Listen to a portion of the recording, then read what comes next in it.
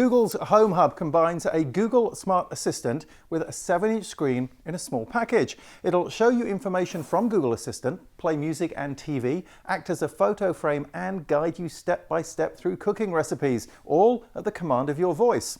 It's the first such product from Google that can do this, and it'll compete against Amazon's much larger Echo Show and smart displays from other companies, and we've been testing it out.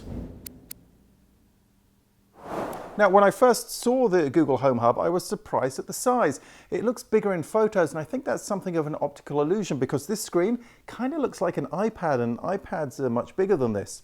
The wide bezel in some ways disguises the small size of the screen, 7 inches, but I'm not sure that white was the right choice. Black or a colour to match maybe the back might have been better, or more to my taste at least. Around the device there's a hardware mute button on the back for when you want the microphone off. There's a volume rocker to the rear on the right of the display, and at the top here there are a couple of microphones, and this thing in the centre is an ambient light sensor. It measures the brightness of a room and adjusts the screen of the hub all the way down to just about 0 when the lights are off. Now, there's no camera on this. That means you won't be able to use it for video calls, but Google said that that was a decision it made so that people wouldn't feel wary about placing it in places like bedrooms. So what can you do with it? Well, first of all, this ambient display here. It's what's shown on the device when it's not in use, and you can program it to show curated art and photos. You can have a clock or a link to a personal Google Photos gallery. Now, you can curate your own gallery if you want, or you can use Google's AI to find photos of your kids, pets, vacations, whatever you want, and they'll show up on here. But none of that's very interactive. What about when you speak to it? That's when it starts to get fun. Just like normal, you'd wake it with, "Hey Google, what's the weather in London this week?" Tomorrow through Friday in London, it'll be partly cloudy most of the time, but on And you'll Wednesday, both see mostly and sunny. hear that information. Highs will be Hey Google, how's traffic from San Francisco to Los Angeles? on your way to Los Angeles. Traffic is light as usual. One of the slickest interfaces it has is for recipes. Hey Google, show me a recipe for onion soup. Okay, here are some recipes. It pulls out the ingredients and cooking steps from a recipe and will walk you through them, all controlled by your voice. It's pretty clever, but it's only as intelligent as the programming inside it. And while it knows how to parse recipes, it can't do some things I would have thought were just as simple. Hey Google, what's on TV tonight? Sorry, I don't have the TV schedule for that yet. The Home Hub will play music, but it won't replace your audio system. The sound is good, although the small size here means that it can't produce a deep bass for a nice full audio.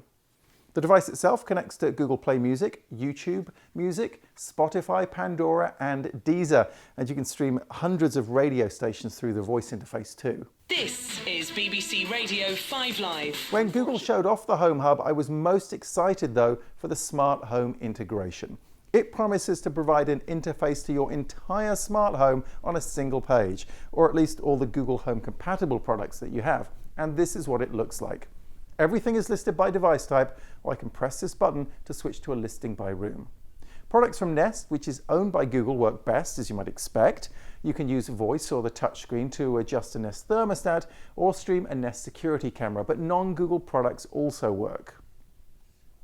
Now, this is a step beyond the phone experience where I still need a TP-Link app to see that camera feed.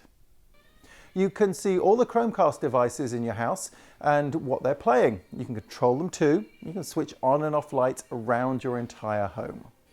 It's a pretty good smart home control panel, but your smartphone is still king. All of the basic controls still need to be handled through the Google Home app in your phone. In fact, the Home Hub is added to your network through the phone app too. The Home Hub doesn't have a Zigbee or a Z-Wave radio, which are two popular smart home networking protocols, so it can't talk directly to many products. You'll still need a hub for those networks. So it's got a great visual interface, but it won't replace anything that you have now. Now, I've only been using the Home Hub for a few days. When I got it, I placed it in my dining room, and I found that the constantly changing photos in ambient mode were a distraction when I was eating. If you have a compatible TV service like YouTube TV, you'll soon discover also that you can stream any TV channel live on this, and that's also something of a distraction if you're sitting around and the screen is in front of you. So if you're like me and you're trying to reduce the amount of time you spend glued to a screen, carefully consider whether you want to introduce another display into your house. TechHive rated the Home Hub though 4 out of 5. It is great at providing a visual interface into Google Assistant and your smart home. It costs $149.